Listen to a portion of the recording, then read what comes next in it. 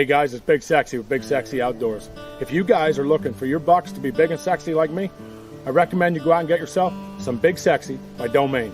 This product is filled with radish, turnips, and kale, and other vegetation to keep the deer coming back all season long. Go out to your local Tractor Supply and purchase some today. Big Sexy by Domain.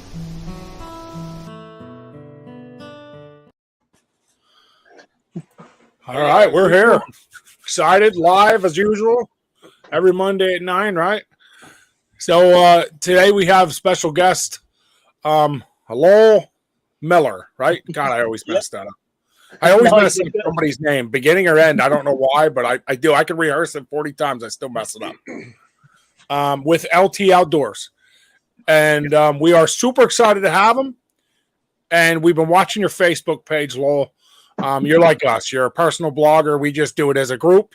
You kind of do it. I see you have a partner in there once in a while. You have a buddy in there, I guess, does it with you. But that's kind of where we're at. We do all as a group. And we are super excited to have you. So tell us a little bit about your personal page, who's involved with you, and what your goals are and what you're doing with it. Okay. My personal page, I started it. It's LT Outdoors, and basically what it is, I started off as a newspaper article years ago in my local paper, and it was called LT Outdoors. I wrote all the columns and stuff, and after I left that, I decided, hey, I'm going to keep the ball rolling here and just start my own channel. And basically, I like to do everything that's in the outdoor world, so I decided, hey, I'm going to make a channel that revolves literally around everything that the outdoor world has to offer. Instead of just fishing, I go out, I fish, metal detect, mushroom hunt. I go out, I trap, waterfowl, ice fish, the whole nine. If it's outdoors, I do it. Other than that, I decided to make it because I have so many great experiences while I'm out in the outdoors, and I figure why not share it with everybody else. But it was a lot of fun. So far, I've met a lot of great people as I've done this. My partner, Rick Percunier, he's basically my partner. He goes out and fishes with me a lot. I also have a friend named Rich that he'll join me from time to time. So it's kind of fun. I'm mostly a loner, though. I'm usually out on my own, but I have a select few that I will fish with and stuff, and they help out a lot. And I've also had some great companies come along as I've been, doing this, and it's cool to team up with different people. So I've had a lot of fun, though. And like I said, I've met some great people. Rick, we're going to be out fishing tomorrow, actually. So. Oh, nice. So you're from where? Let me make sure everybody knows. From Michigan. Yeah, I'm up here. There you go. I'm not sure where you guys are all from. I know New York, but I'm from up in northern Michigan, kind of just below the UP. And this is where I grew up. I grew up in Oscoda, Michigan. I'm in Alcona now. And yeah, I love it here. I'm in the middle of nowhere. I'm in a dirt road surrounded by bean fields, and there's only 2 houses on my road. So well, that makes it fun already, if you ask me. Yeah, my yard's crawling with deer all the time. I mean, it's just a wonderful place. So nice. So Chris is going to pull, as we go into conversation, Chris is going to roll some of your pictures and sites. Okay. And yeah, I appreciate that. But before I do, I got to say something. Today, of course, was year 25 for me and the old lady. Oh, congratulations. That's why he's dressed up. I'm so sorry to hear that, Chris. No wonder you're dressed up. He's dressed up for his own funeral later. You're afraid you're going to get divorced. She went out today and put a deposit $250 down on this for me. Oh, nice. So that's going to that'll be coming to a theater. I don't know if she wants me to. You know she's only buying that so you're not here no more, right? Like you only got to get one shot. You only need one. That's awesome, though. That's a really cool gift, Chris. Nice. She must still love you after all them years. Well, I don't know on using it. One of the two. Either one. But let's put that back up. I wanted to share that. So yeah, Chris will show your page. We'll go through here.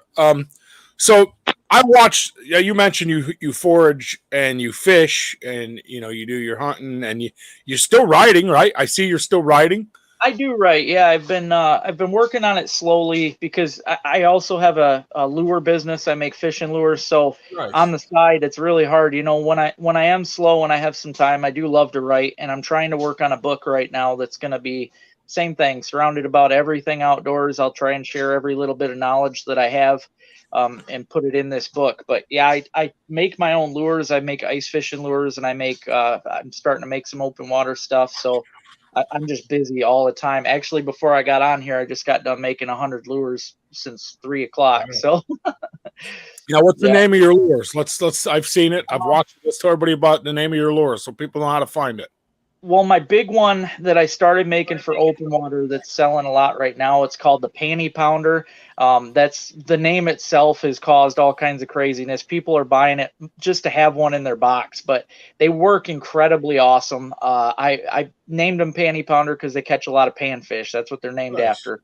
I also have the Pig Pounder, which is more for bass and pike and stuff. And next year I'm going to have a specific pike one that is it'll be the Gator Pounder, but that thing's going to be steel and it'll be a lot stronger. But they catch a lot of fish. I've caught trout on my Panty Pounders and a little bit of everything. And then I also make my ice fishing stuff. I have some just kind of sitting here.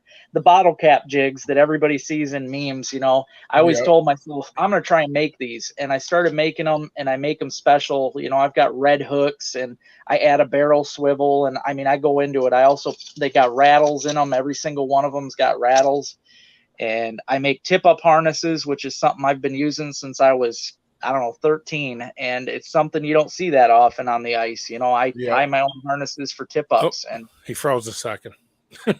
oh no, No, you're am I good. back? Yeah, oh yeah. Okay, yeah, I tie tip-up harnesses though, and I'll tell you what, I've seen myself on the ice get way more flags compared to anybody using, let's say, a Swedish pimple or just a plain treble hook. It's unbelievable what that blade and some beads can add to a tip-up. Absolutely. So, I agree with that. yeah. So we have a question. I see a viewer has a question here, and I don't want to. I love when the viewers get involved, so I won't pass that up. Oh yeah. My new camera just fell off the wall. Forgive me. So it says, do you make any lures for steelhead? Okay, for steelhead, it's funny you say that. The jumbo slammer is, if you're talking, okay, ice fishing for steelhead is kind of a crazy thing most people don't think about, but it is great. If you've never ice fished for steelhead, I highly recommend it. If you're in a state that ice fishes, I don't know, you might not be. But for ice fishing steelhead, I like to use, this is my jumbo slammer tip-up harness, which is, I made it originally for perch, but I'll tell you what, I've caught so many steelhead on this thing, because if you haven't tried it yet, steelhead love walleye minnows. You use a good sized shiner minnow like a blue, I'll tell you what, those steelhead, they smash them. And you add this thing on a I like to use the windlass tip-ups because it'll give some jig action while that minnow's going crazy, and it really adds to it. But other than that, my Drunken Dizzy jigging spoons actually work pretty well too for steelhead. I've caught steelhead and giant brook trout. I caught my biggest brook trout ever on a Drunken Dizzy jigging, just a beer cap basically, right? It was on a Paps, and it was a 21-inch brook trout on the Paps. And I've also caught a lot of steelhead on them as well. So I have videos catching steelhead on these too. So they work kind of like a spoon in the water. They do a lot of wobbling, especially if you got some current. So Nice. yeah, they work great though. Nice. Yeah. Yeah, I'm excited to. So this is off the record. All right, I'll hold my mic. Hey, if you're interested in donating anything like that, we do a giveaway every first Monday of the month. PM me. We do. Yep. PM me, and we'll put your name up on the wheel, and if somebody wins it, it'll be given away in your name. Okay. And yeah, it's pretty cool. A lot of people get involved in that. What we do is we take all our viewers or all the people who like or heart our stuff, and it ends up being a lot of fun. Okay. Yeah, I like to donate. I mean, I donate a lot to, especially cancer events. I lost my mom and dad to cancer, so that. Oh, dude, I'm sorry to hear that. It was, the past 2 years being on my own and stuff, they were my rock, and I spent so much time with my dad, especially out fishing. So it's been really tough, but the outdoors is what keeps me together. If it wasn't for me being out every day doing all that stuff, I'd probably lose it. it's the outdoors that keeps me going. So, what's your favorite part of the fishing? Is your now? I mean, it looks like you're deep into making these lures, man. I see professional labels on the bags, packaging. I see what's your favorite part here? The using them or the making them? I'm not gonna lie, I enjoy. It's kind of like older ladies with their quilts, right? I like having something to do with my hands, even though I'm busy all day long. When I get home, I mean, I'll Netflix and chill, but while I'm doing it, I want to tie. I enjoy sitting there and tying or just making these cap lures. I can sit and make 100 lures while watching Stranger Things or something else and just go to town. So it's just something I enjoy doing in the evening. But I don't know, fishing still got my heart. I could go fishing every single day, and I do. I try to anyway. Like I said, I'll be fishing tomorrow, and I'm going to try and fish real hard this week and get a bunch of fishing content out. So it should be a lot of fun. Nice. I'll be watching for that. Like I said, I've been doing a lot of watching on your page, your Facebook page, and I've been watching some of your YouTube shorts and stuff, and it's definitely cool when you get to see someone that's in the similar interests as you.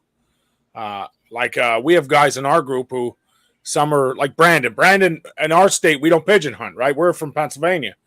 Okay. So pigeon hunting isn't a thing around here, but Brandon does it all the time up there and loves it. So we crow hunt down here a lot. Okay.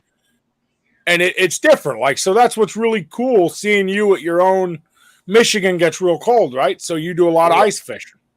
And I've been watching just because I'm always intrigued by what everybody else loves about the outdoors. If you want me to be honest, I guess that's my favorite part of getting a guest on is I always get to see somebody else's theory, what they love, what they see, where they're at. And I love that part.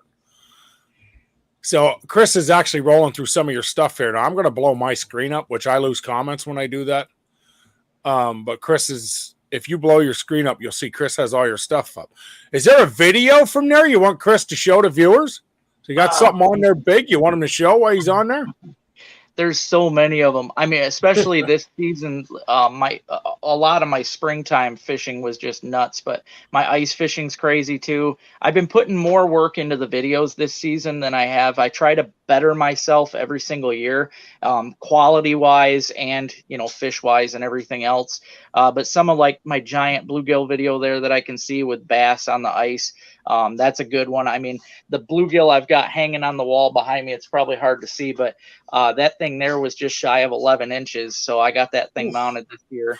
That's a good one. Perch up there, that perch is almost 15. So I love getting big fish. So pan fishing's one of my favorite things in the world. So it's a lot of fun. A lot of guys, I want to say most, but a lot that I've seen don't panfish. I love pan fishing. I love it. They lose. I like the fly rod, so I'll take the fly rod out and I'll just, there's nothing like catching a sunny. Now, I mean, if they're this big, they're not a whole lot of fun. But if you catch a decent sized sunny and you find a school of them, you're gonna have a whole day of fun. That's how I started out with the panfish. Actually, when I was younger, I was big and I fly fished most of my life, and that's what I did. I started off fly fishing for bluegills using the spiders and even the Royal Coachman I tear up with. But yeah, I caught so many just big bluegills, and it's hard to beat on the fly. I agree with you there. I was a cheater. I used mealworms on a fly rod. Oh, okay.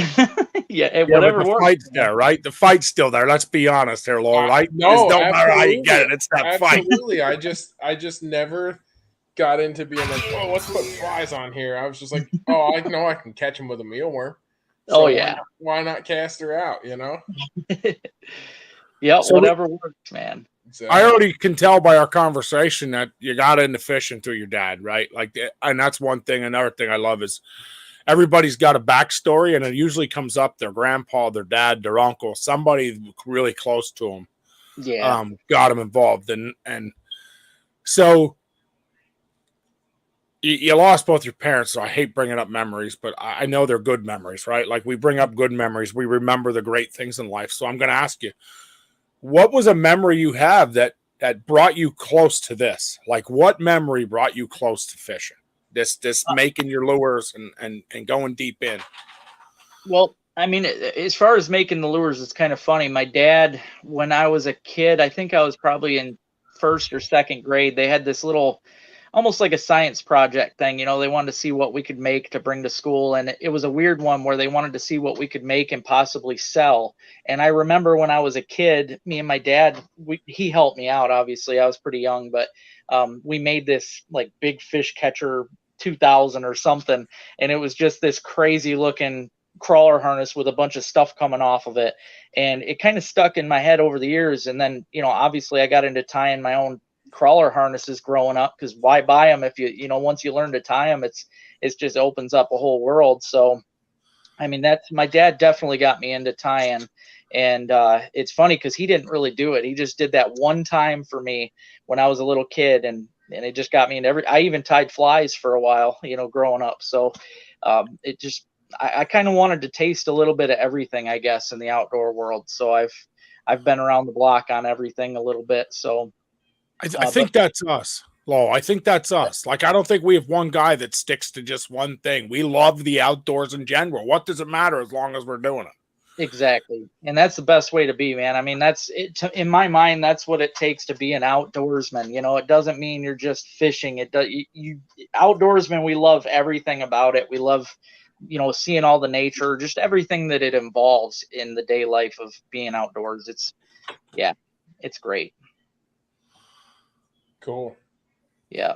But as far as fishing though goes, you know, my dad, we went on trips all the time, little camp trips, just cheap ones. We'd go to a campground and we camp in the van actually a lot of the times, but we would always fish no matter what. We would stop at little bridges, and I mean, it was me, my mom, my dad, and my little sister, and we did so much fishing growing up that it just stuck with me. And plus I lived kind of on a lake. I was close enough to a public easement where I just rode my bike down every day after school. And I'll tell you what, it was such a great experience. I'd go down there and just fish right off the shore after school and catch all kinds of perch and stuff. And it made me who I am today. Even throughout school, everybody else was out having fun, playing sports, all this other crazy stuff. And all I wanted to do was fish. It was nuts. I didn't really get into hunting real hard until I was probably 16, 17. I just wanted to fish most of my life. So if you had to choose hunting or fishing, it's going to be fishing every time is what I'm hearing, right? Is that what I'm hearing? Fishing, yeah. I mean, I do love hunting. Absolutely. Especially waterfowl hunting. That's probably, if I had to choose out of all the hunting, I'd say waterfowl was my jam, just because it's so fast paced and crazy. I mean, I love deer hunting too, because of the excitement you get, and seeing the bucks coming is just nuts. But yeah, waterfowl hunting hands down is probably my favorite if I could choose out of them. Yeah, it's usually everybody has their own. Everybody has that love, and I love that. Everybody has. Well, I do it all, but and I think that's great. I think that's what it's about. I mean, so if everybody loved the same thing, how much fun would we have together in the outdoors, right? I mean, we couldn't teach each other anything. We'd already know what to do.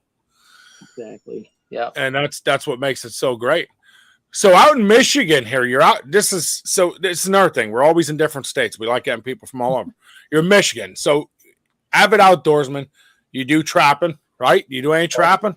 A lot of trapping. Yeah, I've watched your videos. So tell us trapping wise. We've had a lot of trapper guys on here and girls, to be honest.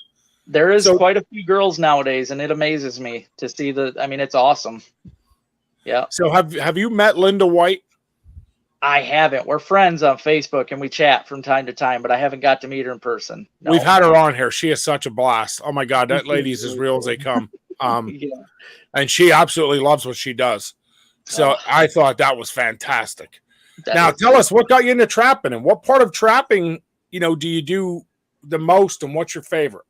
My uncle passed away from cancer too. It just kind of flows in the family, I guess, but he passed away when I was about 15. He got me into trapping when I was 13, but I was always, when we had a family farm downstate, it was Grass Lake, Michigan, and every time I go down there, he always had traps laying around. And I remember as a kid, I was always trying to figure out how to set them. They just intrigued me, and I could never, they were like a puzzle to me. And he knew that I enjoyed it. And when I turned 13 years old, he bought me my first dozen 110 conibear traps for a birthday present, and he bought me the National Trapper Association, like a handbook. It was basically a starter book on trapping, and it showed you everything from how to set traps to even cooking. It had recipes for different animals, so it was really awesome. I still have the book, and I could read it over and over. But he was the one that got me into it. And what I loved is, even though we only had a few years together in my trapping life, I would call him every one of those seasons, and we would talk every day during the trap line and share stories of what we caught and just what I experienced. And it was fun for him because downstate they don't have quite the animals that we do up here. So he would hear all these crazy animals that I'm catching, and it was a lot of stuff that he didn't have the chance to catch down there by the city. So it was really any wonderful. martin in UP? The UP does, yes. Yeah. I am, I don't know, probably an hour and a half, 2 hours from Mackinac. So, yeah, I'm a little off of there, but I could, if I wanted to go to the UP, yeah, they got martin and fisher up there, and that's something that we don't have down here.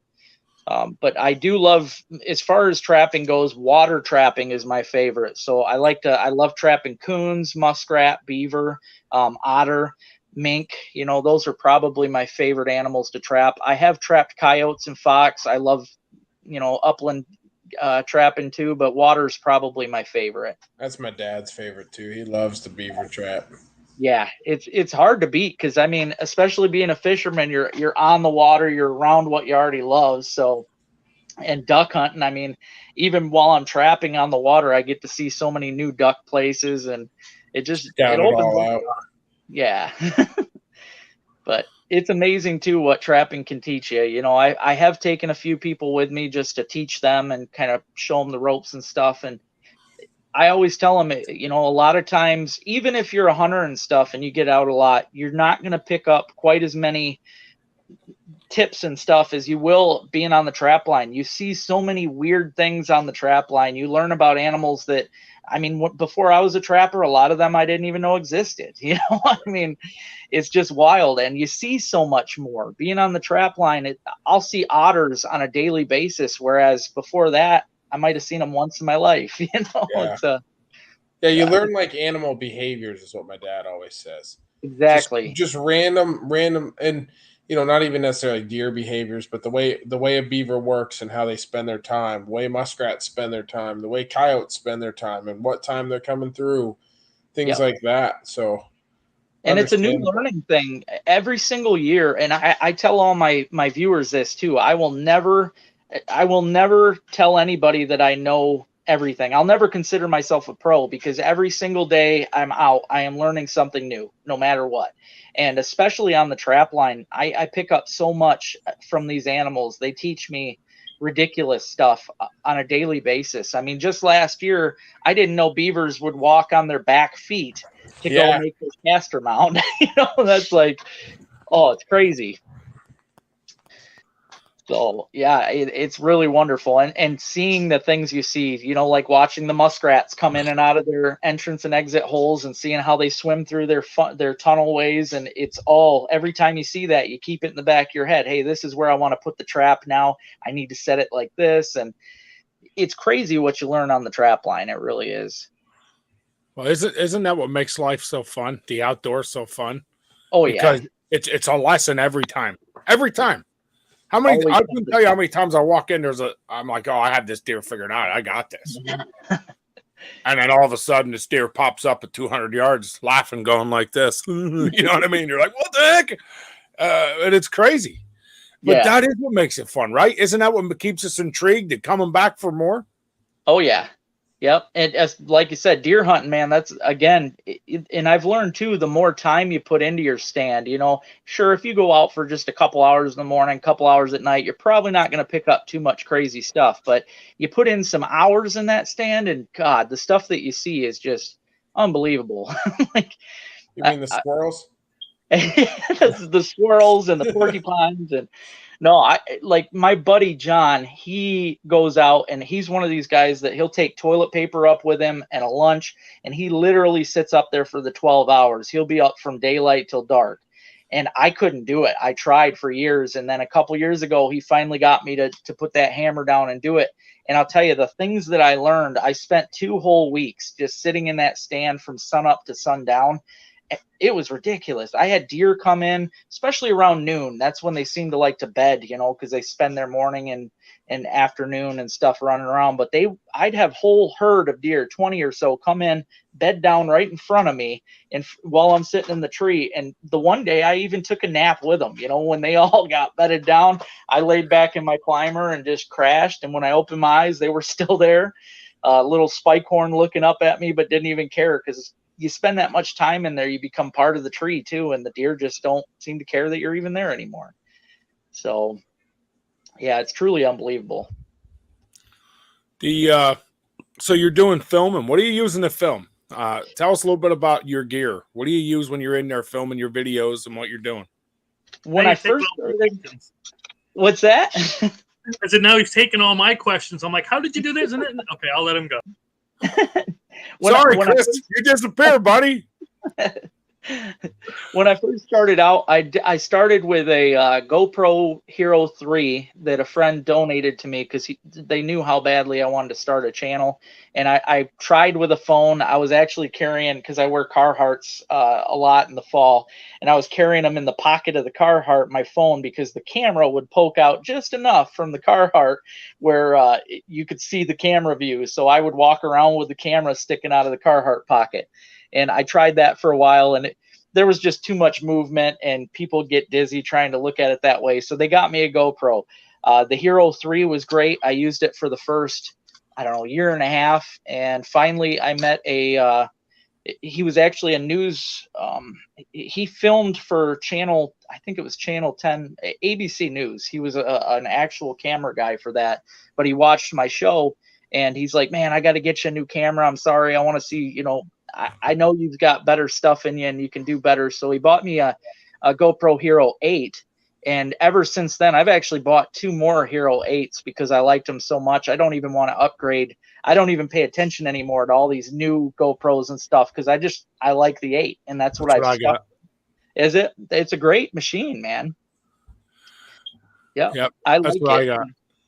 And then like I see on the video here, I do use an underwater camera a lot too for my videos because that was my cream. When people started watching my videos, they loved it. I started off with my normal black and white Aquaview, but I always had my phone in front of the screen and I would hurry up if a fish came in and I'd hit record. But nowadays I'll put up a tripod with the GoPro and I've got it always sitting there with it runs nonstop now so that I can pick up things like that. That's actually a muskrat that just swam in front of the camera and he kind of hits it with his claw. But I see so much crazy stuff on that underwater camera and people just love to see it. You learn a lot from it too. So. Hey, Ben, didn't you get some underwater footage by accident sometimes? Yeah, sometimes I have a bad habit of losing my camera. I got to go back and look for it. Skip and I just shot some footage. Hello, I think you'll enjoy. We went up to a bridge. I'm gonna put out a YouTube short here this week. There was a bridge and all these big trout are swimming around, and we tied a rope to the GoPro and I just chucked it through the water. And I was like, man, I hope I don't ruin my GoPro. And we pulled it through the water watching. And these monster browns are just swimming right in front of the GoPro. It was awesome. So I do have a video I'm going to release. It's going to be pretty cool. I'll have to send it to you when we release it. Yeah. I got to see that. I love seeing the fish underwater. Just always gets me revved up. And I even myself, I'll sit there and watch my underwater videos before ice season starts because I just seeing those bluegills come in and the big crappie and stuff. It just gets my head rolling. It makes me ready to ice fish. So I absolutely love it, though. Now I got a question. I'm watching your video, and that's why I love about Chris. He's always on his game, pulling videos up and showing what you're doing. And so I see you catching all these panfish, right? Are you a guy that takes them all home and eats them, or are you the guy who throws them back? Or I'll tell you what. I used to be the guy that kept almost everything as far as if they were big enough. I've always kind of set my own guidelines in my head as far as size wise. I mean, I go by state minimums, obviously, but I've always set them a little higher myself because I just feel like Michigan laws aren't quite good enough for the fish. So I've always kind of set my own size, but I would try to get my limit every single day if I could. But nowadays, I don't know. It's kind of like the older I get, even though I'm only 36, the older I get, I get to where I enjoy more seeing those fish go back, especially the big ones. I really like to see those big fish get back in the water system. I'll start keeping some slightly smaller ones, still not babies. I'll keep some 8-inch gills instead of the 10s. I'll let those big guys go. But I used to try to keep all the big fish. Nowadays, I really enjoy letting go big fish. It's just makes it even more exciting in my eyes. So Chris is playing a video right now. You're metal detecting, and I metal detect as well. So I'm going to ask you, what's the coolest thing you found? Oh God, coolest thing or weirdest thing? I'll take both. Let us have both. God. Oh, I wish I thought I had the weird one here next to me, but I don't. I have dug so many crazy things in my life. I think the coolest, which it put me in the paper a few years back, was I found a lead print plate from the Iosco News Herald, which is where I grew up, and it happened to be a outdoor column from back in like the 40s or something. So I thought that was pretty dang neat. The fact that I already cool. Yeah. So, I mean, sure, I found some great coins. I've got Standing Liberties and Indian head pennies and things like that. But, I mean, I find weird stuff all the time. Like, that's a lucky penny, supposedly. It's this giant token coin. So, Ooh, that thing's huge. Yeah, it is. It's heavy, too. I think it's bronze. But when I dug that thing, I went nuts. That might be Brandon's head if it's heavy and big. It might be.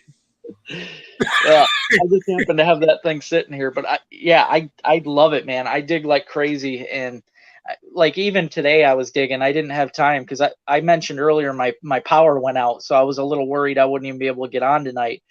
So I didn't have time to show my finds. I'll probably post the pictures tomorrow, but yeah, it seems like same thing, just like putting in time in the outdoors, fishing and hunting. The more time you put into a dig, if you put 8 hours out digging, you're going to get something good at least. I mean, it always happens. So I use my kids. They get bored quick. So then it don't last for me. I got about 3 hours out of them, and they're like, come on, Dad, I want to go home. This stinks. Oh, shoot. Yeah, I try to put as much time in as I can, man. If I can get an 8-hour day, I mean, it depends on my back. If I can last long, I will try to, because the more time I put in, the more cool things I find. It's all about digging the most holes that you possibly can. So now in your metal detecting, what areas do you find more likely to find something cool? Like, I know everybody has their own areas. I have guys that say, well, I go to ball fields. They're about pennies and quarters and rings. And, oh, yeah. And then you got guys who they're going to tell you, well, I go to old abandoned buildings. What's yours? Honestly, my favorite places to go are probably old farmhouses. Mostly because over the years, they have had many families, many kids. Like, the more people that go through a property, the better it is. The more coins you're going to find, especially over the years, the more chance you've got of finding possibly that hidden mason jar full of coins that some old farmer wanted to put in the ground. Old farms are definitely where it's at, in my opinion. That's my favorite. Really? That's the first time I've heard that. Sorry. I need to ask something. Chris, okay. He's not married. It's not going to work. When I used to go out doing something similar, that we used to go look for the old milk bottles and the old trucks and the candy containers. Do you do those as well? Oh yeah. Yep. Now, the strangest thing, and it's going to sound gross as all get out, they said find outhouses, because that's where everybody threw their garbage. It is true, especially the bottles. If you're looking for a good bottle dump, it's the old outhouses, especially the outhouse pits, because anymore the old homesteads are just going to be a pit where the outhouse was. But yeah, they used to, that's what they did, man. They would throw them all in there. So as gross as it seems, man, those old cool medicine bottles and stuff, they're in those pits. Got lucky once, and we accidentally found where, because we researched it later, where an old dairy was. So right out behind the dairy, they dumped all the bottles. So we just happened to get right into where all the shale was. You thought I was going to curse, didn't you, Ben? But yes, anyway, I'm sorry. I just been wanting to ask you that. No, that's exactly right though. And again, farmhouses, the outhouses and stuff is you're more than likely going to find them around the old farmhouses. Farmhouses also include the old clotheslines, which I'll tell you what, if you can find old clothesline poles, you metal detect between them. And over the years, there's definitely coins that have fallen out of those pants pockets and stuff. So those are the places to look.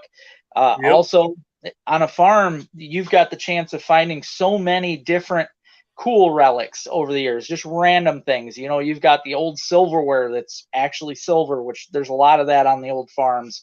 Old jewelry, a lot of like old dress clips and hair clips and things like that. They used to put so much work into the jewelry and even the silverware back in the day. Everything's got so much more design than you would see anymore. Dairy tags, cow tags, ear tags. There's just so much that you can find on a farm, and that's why I love digging them. It's my favorite thing. Beaches everybody's always like, oh, why don't you dig a beach? I'll tell you right now why I don't dig a beach. It's because everybody and their brother does dig a beach, and it leaves nothing behind. So Yeah. I always say because it's the son of a beach. we were so into it. We used to actually repaint the logos and things on the bottles. Oh, that's cool. Yeah, and that's what got me into mini painting and everything else. But yeah, I mean, when you started talking about the metal detecting and looking around for stuff, I had to ask you. Sorry. Oh yeah. Oh no, I actually have a whole bottle rack right here behind me that you probably can't even see, but I've got all my old bottles and stuff hanging out here. I got a couple recent old medicine bottles there too. So. Huh. But that's something I love to do too, man. If I'm out and about, I like finding that. Old license plates, I'm always up looking for those. I found one from Ohio recently I think it was from the 30s. So that was pretty cool. Metal detecting's fun. I think it's fun. I just think it's cool because you never know what you're going to find. Exactly. Yep. And I put it right there. A lot of people don't believe me till they try it, but I tell everybody that honestly, metal detecting, when you dig a cool item of any kind, whether it be your first silver, your first wheat penny, anything old, it gives you the same excitement as it would when you shoot a buck, when you catch a big fish. A lot of people don't believe this, but it is so true. You get, just pumped when you pull that piece out of the ground. My buddy Rick that metal detects with me now, he never did it until this year. I got him so addicted. He bought a new machine just a couple months ago, and he wants to go all the time. He's been, every day he's, hey, we should go here, we should go there. Like, it's great. So, because I dug by myself almost my whole life, so it's nice to have somebody that wants to dig too. It's definitely, like I said, I know I do it with my kids, and I love doing it. It's just when they start nagging, then I want to go home. Oh yeah. I'm worse than they are, Lo. I'm just like, dear God, stop, please, let's go home. So you said you like, I'm jumping all around because I know your page. I see so many cool things, so much stuff. You love the waterfowl hunt, right? What's your favorite waterfowl animal you're hunting? Come on, wood ducks come down and they woof, woof, woof, woof. Wood ducks are fun. Yeah, the way that they come down like that is nuts, especially when you're in some flooded timber or something. That's hard to beat because it's really cool to see. I'd say, though, that divers are probably my favorite. All the divers, really, but buffleheads, even though they're small and they're real easy to shoot, they're probably my favorite because they're so decoy friendly, man. They come in out of nowhere. You could be having the worst day ever, and they're going to come in no matter what and dump in those decoys. Doesn't matter what decoys you got either. They're going to land there, and they are good eating. So I really love buffleheads. They're beautiful. I want to get one mounted. I haven't got one yet of those. I did get a beautiful Drake redhead that's mounted. I had that on the wall behind me recently, but I moved it. I'm going to kind of rotate my studio wall every season. So this waterfowl season, it'll all be ducks behind me. But right now I've only got there's a gad wall here hanging behind me that I got mounted. But I love all the ducks. I've shot just about everything, including ducks that shouldn't be in Michigan. I've shot ocean ducks that come in out of the Great Lakes. you'd be amazed what shows up on them Great Lakes. We get pelicans. I mean, I've had videos on here of pelicans, but there's several pelicans out on Lake Huron all the time. I've shot, what do they call them? White-winged scoters. I've shot surf scoters. There was a king eider in the harbor Really? just a couple of years back. Yep. It was crazy because wildlife photographers, waterfowl especially, they were coming from everywhere. I met a guy even from Arkansas that came up here to get a picture of that eider down there in the harbor. They're hard to come by in the lower 48. Oh yeah. Yeah, I got a buddy that's taking them up in Alaska, but Alaska, Washington, that area you can get them, but yeah, waterfowl are just in general, they're incredible, but it's amazing what shows up on the Great Lakes. You never really know what you're going to see on a daily basis out there. Yeah. It's awesome. Yeah. And I love to shoot mergansers too, and that's something you don't hear very often. You know, most guys, they think they're gross, but I've done cooking videos on here and they are delicious when you do them right. They are good. And yeah, if you turn them into sausage. See, I got where I'll soak them in a garlic saltwater bowl in the fridge for. Yeah, then you throw out the bird and drink the garlic salt water. I slice them into strips and garlic salt water for like 2-3 days. And I'm telling you, when you fry it after that, you don't even need to season them. They're going to taste just like garlic meat. And it's really good, man. I've made them into tacos. And once you do that little garlic saltwater soak, it's amazing. I'll take it over a lot of stuff. Huh. And I've gone as far as buying. I have merganser decoys because I'll literally go out and try to get. No, you don't even need merganser decoys. Stop. You don't. You just want to buy decoys.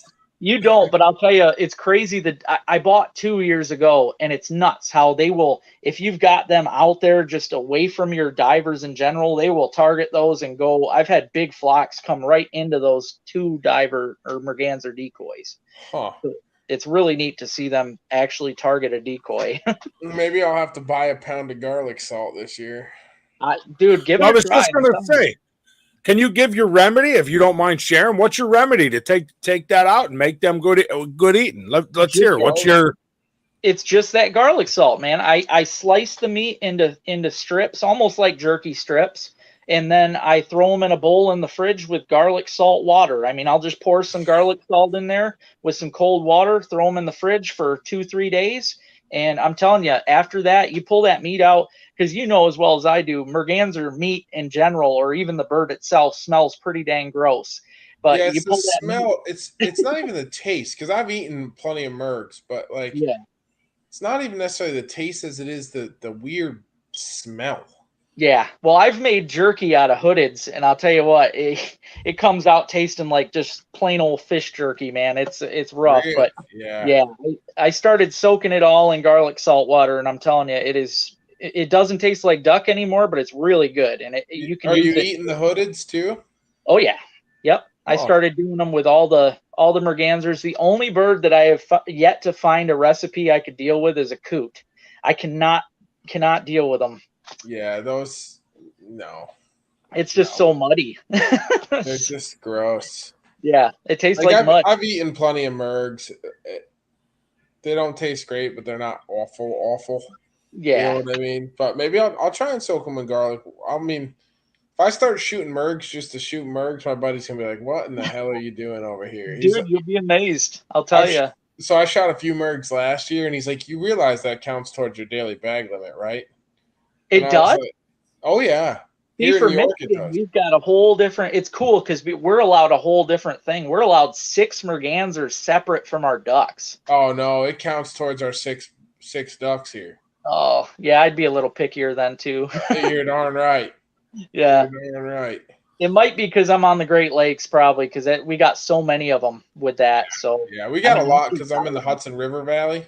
Oh, okay. Yeah. So the Hudson River comes up through. We got tons of mergs everywhere, but you get some great plates of redheads, and you probably get the cans too down there, don't you? We get some. We get some. A lot of mallards, tons of woodies. Right now, actually, I just saw right near my parents', which is actually about an hour away from here. I drove past there today. There was probably 30 blue-winged teal out there. Oh, my God. In a little tiny swamp, you know. I was kind of searching for Canadas while I was out working. And, Now that actually opens for us, and it opens on the 1st. yeah, here too. Does it? Oh, yeah. Same here. It's about to be a bloodbath. Oh yeah. It's gonna be so And much fun. Like I said, I'm surrounded by fields, and the best part is I was the only guy to get permission on them, and it's over 1,000 acres, and it's all beans and wheat, and they just took the perfect. wheat off. And those Canadians, there was like 500 out back this morning, Yeah. and pigeons too. We were just talking about pigeons a little while ago. I'll tell you what, if I had to choose one animal in the world to eat, so far I'd say a pigeon. Yeah. They're amazing. Yeah. Yeah. Really? I've Never eaten one. I made pigeon stroganoff the other night. It was freaking good. I think they are the closest thing to beef that you could ever have. You're darn right. A Especially pigeon. Yeah. Oh yeah. Oh Ah, yeah. you just blew my mind.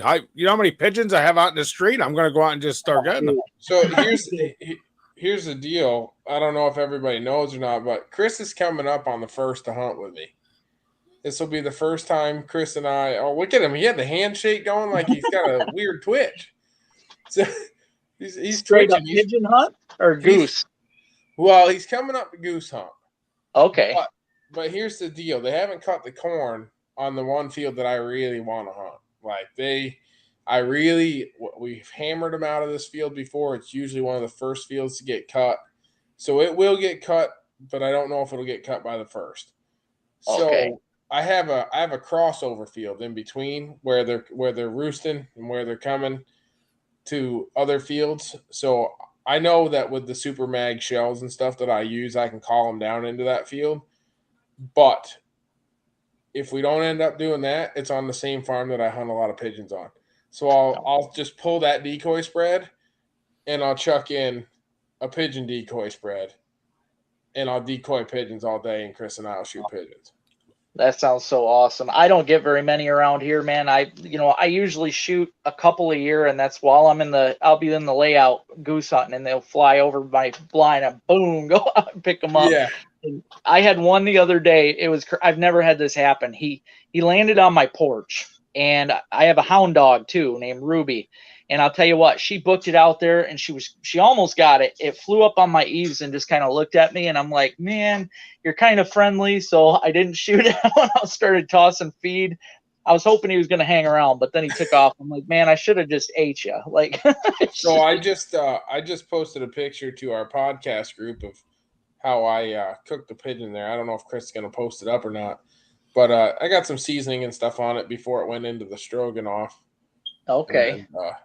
And, I just cook it medium rare, and just like you would a good piece of steak, or backstrap or something. Absolutely. I don't know if Chris is going to post it up or not. Hey, well, you just got to give him a second. It takes a minute till he gets Yeah. there. Oh, God. That looks so good. Oh, And dude, that's pigeon. You're telling me that's pigeon. That's pigeon right there, bud. I never even knew people ate them. I'm not going to lie to you. Like all the things I've done outdoors, I never even knew people ate pigeon. Oh, yeah. I think there's a lot of people that probably don't, because I've talked to a lot of people that, they will shoot them and just they think they're something gross. But I'm telling you right now, man, if you haven't tried them and you got the chance, it's incredible. I'm sending you guys a picture of the blind we're going to be rolling in too. Come the 1st. It's a new blind I just put in. Okay. I will tell you, Lowell, I'm excited because Brandon promises me a lot of footage, but we don't get it. So this blind right here, you can't really tell how deep it is, but that blind is extremely deep. Here, I'm going to send you the video too, Chris, of us putting it in. Yeah, don't worry, Ben. I'm taking my tripod. I got my cameras ready. We're all good. I'm looking forward to some good footage with you and Brandon. All right, so guys, blind is going in. That blind is like 24 foot deep. Long. Oh man, 4.5 feet wide. It's in a good spot. Here's our crossover field that's going to get seeded down with rye. Way back in behind over the top of that knoll on that backside. Blind is where going the corn in. is. And that's a good spot that we kill a lot of Canadas out of. So 20 foot long. What you're saying is I can run naked through here and nobody's going to see nothing. My buddy Rob and Eric and my dad might frown upon that. Might is the key word. Might. Oh, dear God. I take it back. No footage. No footage. Eric's a little wild, buddy. Whoa, we're not showing you. No footage. How many bands have you got? What's that? How many bands have you got? I've got 3. Three. We shot I've a got- banded pigeon. Oh, see, that's something that drives me nuts because I've seen a lot of cool videos of pigeon shoots, and there is a lot of banded pigeons out there, There's man. guys that are just hammered decorated with them. Oh, So yeah. my buddy Rob, he's a good dude. Did I send you guys the banded pigeon? Yeah, I think it's in the big sexy messenger. yeah, it's in the BSO one. Yeah, so banded pigeons are like kind of a cool thing, and my buddy Rob actually called on that bird. Okay. And we got all the information on that bird. That's so cool. I've never harvested a banded pigeon. I've shot 3 banded geese. I'm seeing a ton of banded geese Look here. at that video. That's awesome. Isn't that My bands are all in a little lockbox down at my dad's house in my old gun cabinet. Just because I was really bad at taking care of lanyards for a very long time, so I never got around to putting them on my lanyard. Which Okay.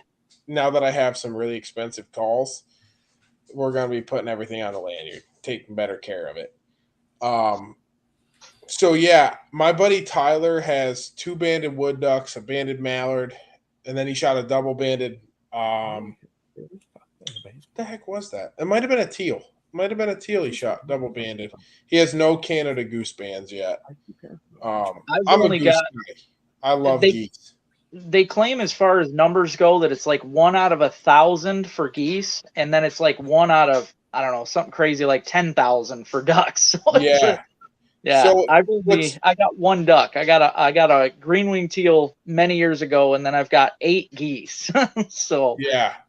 So the geese, I've noticed this past year, I've seen more bands than I ever have, just in drive-bys, just like not shooting drive-bys, but like wheel up and kind of scout for geese for a little bit. I've seen at least 13 bands within a 30-mile radius of here. So somebody's going to be shooting some bands this year, whether it be us or friends of mine, I don't know, but it'll be a good time. I seen a couple bands the other day. I was watching YouTube, some heavy metal Yeah, country. nice. Nice. No, I actually saw a double banded goose here 2 weeks ago. That was pretty cool. Pretty That cool would be bird. nice.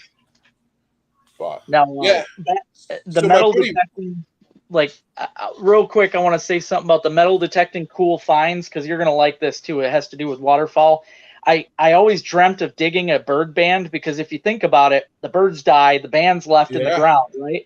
I dug a bird band, but I think it's on the video. It's from way back when I first started these, but it was a seagull band from like the 40s. that's crazy. Dude, I sent it into the DNR and right away they emailed me. They're like, "Oh, this must be a mistake. This bird's such and such years old." I'm like, "No, I dug it. I didn't find the bird." Yeah, you're like, it's 192 years old. And that's so Cool. crazy. That's one of my favorite finds for sure. I've got the band info and stuff is hanging on my wall. I think I actually got the band sitting right here Yeah. somewhere. That's wild.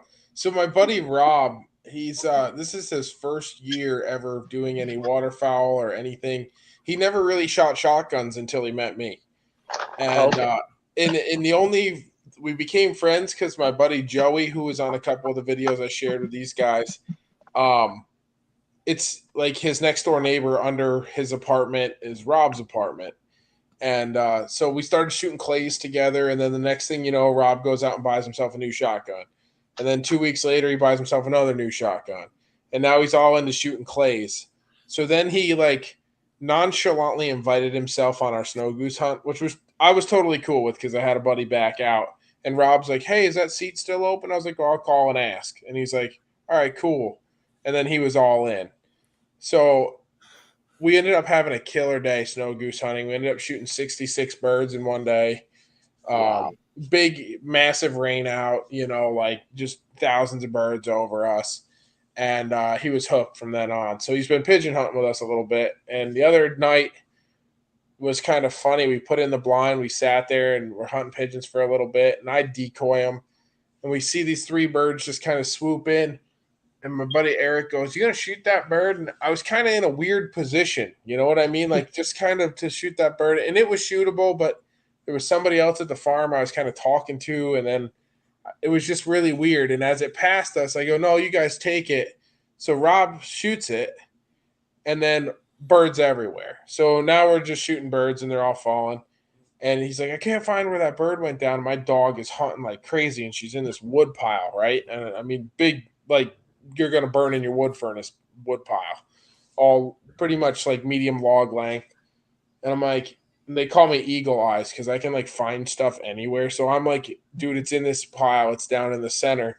So I'm picking up logs and throwing them off to get to this bird. And Rob's like, "It's just a pigeon, dude. It's just a pigeon." And I was like, "Yeah, but I still want to get it because I don't want it to die here and have them be pissed off and not want us hunting here." So I pull it out and I'm like, "Dude, banded." And he's like, "Are you kidding me?" I was like, "No." So it had this. It's got a green. What is it? The Pigeon Union. It's got the green band on it. They're out of Oklahoma City. We called on that. It was neat.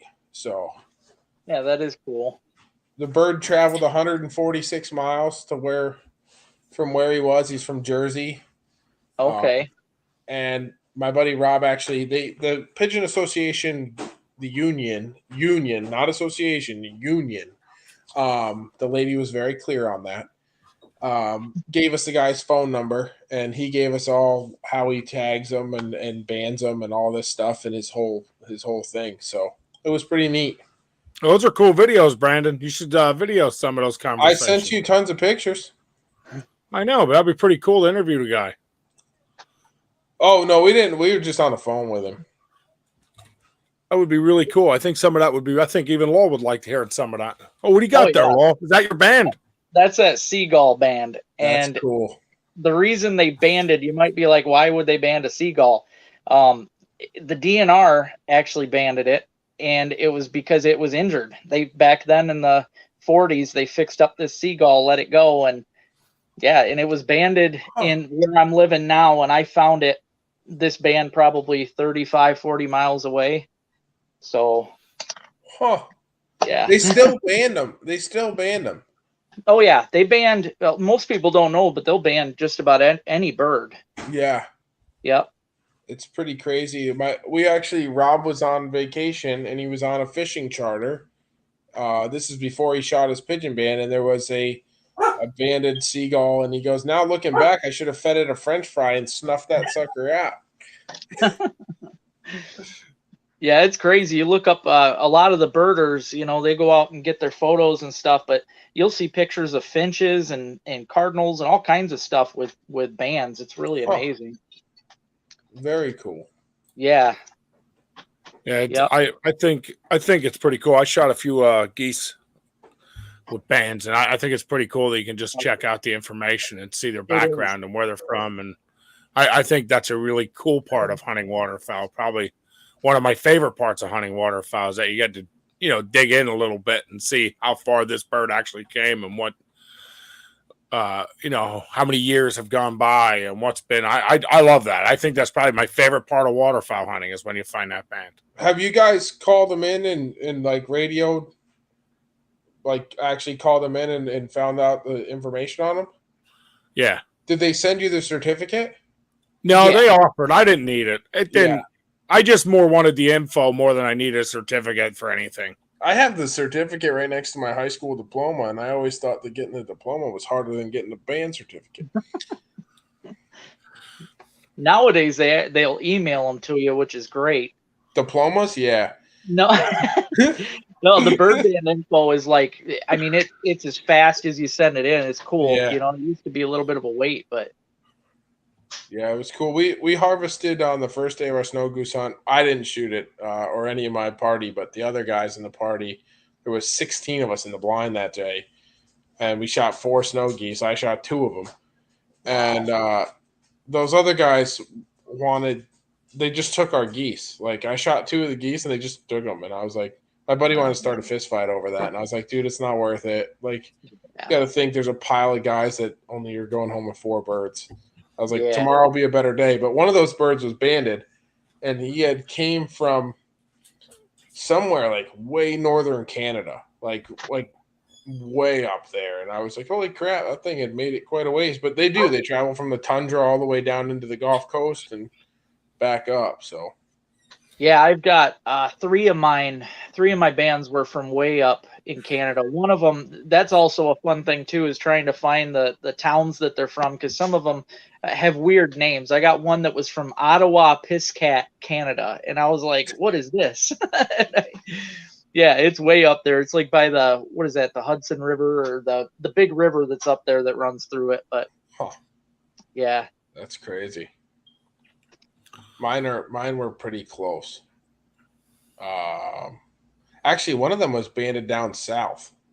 One of them was, yeah, because they were just doing work down there, banding work, and ended up catching a goose in there and banded him. And I think he was actually in South Carolina, because we're on the Atlantic Flyway over here, and he just cruised back up here and ended up shooting a late season migrator that was banded years ago.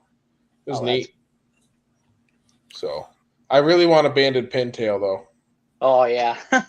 I mean, that's like the dream. My buddy Rob keeps going, I'm going to shoot a banded goldeneye. I'm like, I highly doubt you're going to shoot a banded goldeneye in New York, buddy. Yeah, that would be cool though. It would be cool. You never know, man. I've seen some weird stuff happen. I've seen some cool things in life. Yeah, but Lowell's got a better chance of shooting a banded goldeneye than we do. There's more of them in his flyway. Oh, absolutely. But I'm just saying, you never know. I mean, it can happen. Anything can happen. Yeah. I think you being in the Great Lakes makes your chances of shooting just about anything better when it comes to that stuff. Yeah. Well, as far like when you said pintail, man, we don't have that. We don't have very many of them up here. I've gotten some cool photos in the spring of like 3 of them in my life, and I've shot 2, but the 2 that I shot were the only ones I've ever seen while I've been hunting. Interesting. Yeah, shovelers. I've only ever shot 1, and that's the only one I've ever seen in my life. There's a lot of those puddle ducks up here that we don't get, and it's, I think, because it's mostly big water. We've got could be divers. Yeah, we see quite a few pennies, and shovelers. I mean, shovelers kind of like the warm weather usually, so I think they push south a little faster. Okay. Just like we don't have a teal season here, it just runs into duck season most of the time. By the second week of October, when ducks really starting to hammer down, they're gone. Most of the teal are gone. They're headed south unless we have a weird warm snap that holds them here for a while. They're gone. Same with gadwall and widgeons, things like that. But the mallards, they just hang out and they love it, and the wood ducks, and that's what we like to shoot, Now here's a question for you. You do any snipe hunting? No, not really. No, because I know it's supposed to be like a big joke down south, and it's a real thing though. Oh yeah, it's always drove me nuts because there's actually a couple species of snipe, but up here in Michigan we've got the snipe season, which opens the same day as Canada goose and the early teal, and I've got the wicked snipe hunts on video. Last year we had hundreds of them. I mean, there was one spot I kept going to. It was just a big marshy flat. Every time I'd walk over it, man, there'd be 10, 15 at a time busting out around me. And they taste just like pigeon. Yeah. They're really good. So my issue with that is, right, it runs right with our duck season. So it opens on duck, ends in duck. We're shooting big puddle ducks here or woodies. So we're either using 4s to size 2, right? Yeah. Most of the time I'm loaded down with 2s and 3s because Canada kind of flip-flops here and there too. So yes, we see them in the early beginning of duck season because we've got a break in our duck season. It breaks for a week and then starts back up again. Okay. So I've never loaded down with like 6s. You know what I mean? That's really what you need to be shooting those things with, is 6s, 7-shot steel. And I recommend just doing, go, because they're easy to find. They're usually, if you can find a mud flat that's got, you usually don't even see them until you start walking, and they're just everywhere. But yeah, it's so much fun because the shooting's unbelievable, man. Yeah, we just usually I shot a couple last year and I dusted them so bad that I was like, I felt bad about it. I really did. I was duck shot. Yeah, I could see that. I was just like, oh man. And I was like, well, I'm running a 20 gauge. And my buddy's like, yeah, you're still running number 3s, you idiot. Oh, I'm like, God. yeah, you're not wrong. So well, we've hit it right around our hour mark, which is where we try to be, where we're actually trying to be within 45, 50 minutes. We're at an hour and 5. I don't want to end today's show without covering everything that you wanted. So I realize you just got on to BS with us, tell us a little bit about yourself, your story. I got that. But is there anything you wanted to make sure people know or information you could share that you really felt needed to be shared?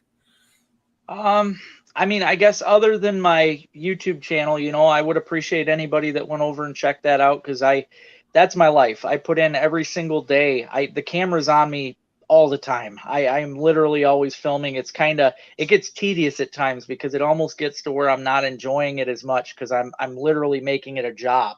But I do that to get the best stuff out there. So if you guys can get over there, hit that subscribe button, check that out.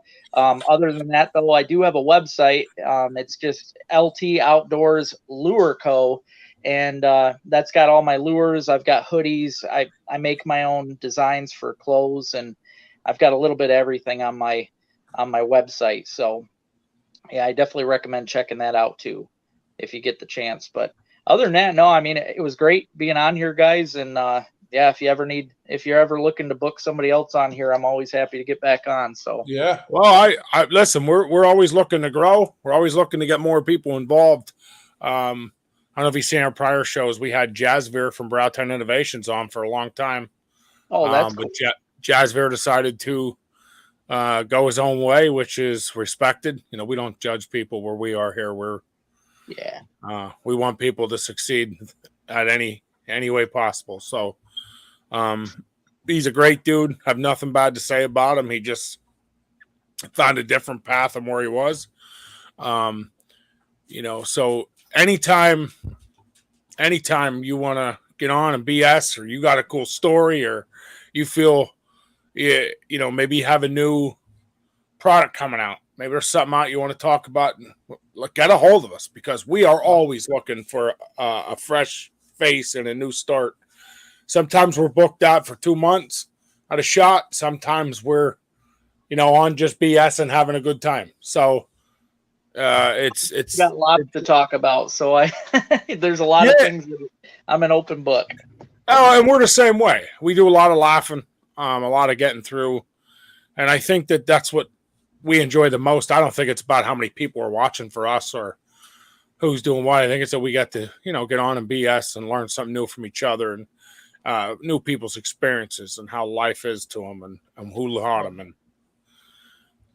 And I think that's, Brandon. We met Brandon on Facebook, invited him on a show one day. We asked him to stay on Big Sexy Outdoors. We do, like I said, our YouTube, Facebook, just like you do. We asked Brandon to stick around and be part of it. So we just pushing Brandon a little harder to get us some footage. Brandon doesn't have anybody to help film, so it makes it tough for Brandon. He gets pictures for us. I'll give him that. Yeah, Brandon's a killer, not necessarily a director and producer over here. I produce it is tough to film everything on your own, because I do that. Nobody films for me either, so I get it. It gets tedious. Oh, that's what I said to him. I mean, that's what I do. A lot of times I'll stick a GoPro on my head or my chest, or a Tacticam on my gun, or whatever I got to do to just try to get some film footage. I mean, that's what it's. You know what the hardest thing is for me is the fact I'm trying to find the pigeon band for you here too, guys. I'm not trying to be rude. Some of my stuff is so spur of the moment, and because I shoe horses for a living. I'm a farrier, blacksmith, go around to different farms and stuff, and I'll just be there and be like, "Yeah, you guys should have me shoot those pigeons," and they're like, "Hell yeah, set up and shoot those pigeons," or like, keep that in your car. That GoPro can sit right there, buddy. I know, and that's the thing. Well, Ben knows I've been having some vehicle and DMV issues here recently. But, yeah, just a little bit. So I'm in a different vehicle like every other week. So a camera sitting in one vehicle, that's a funny deal, because we're changing vehicles every so often. And I don't steal vehicles. It's not a Canadian theft thing. Although the cops might think I do. I don't know. So yeah, it's so spur of the moment sometimes. It's just like, oh, I was shooting some draft horses here at this place and they got a bunch of pigeons and now they let me hunt it, or whatever. And that's kind of how my life rolls. I got an hour to kill in between stops or somebody cancels quick. So we rip over here and get chores done and then go red tag hunt for which I didn't plan on or whatever, See, I keep a backpack, Brandon, in my vehicles. I have a backpack with a GoPro almost all the time. So at worst case scenario, if I'm not filming, I have a GoPro on hand. Well, listen, I got a Chris, and he's coming to show up for 3 days. And Chris is going to come, and he's going to kill some geese with us. And if we don't kill geese, we're going to kill some pigeons. If we don't kill pigeons, we're definitely killing a deer. So that's I'm all in. I'm all in. We got to get more footage out in 3 days. Chris is there, so we're going to work on that. We can do all 3. I plan on doing all 3, Chris. And Chris can cut them into shorts. Chris is real good at that. And getting that stuff up. So, Lowell, here's what I want to tell you. I loved having you on. I appreciate you getting on. I always love learning something new. Different areas of the world, the United States, are huge for me. And you getting on from Michigan is huge. Like, I love that. That's what we're after. Well, I appreciate that. We want to have a fish contest. I actually have some people sending us some stuff we want to do before winter hits. We want to do bring a couple of hooded mergs to the plate.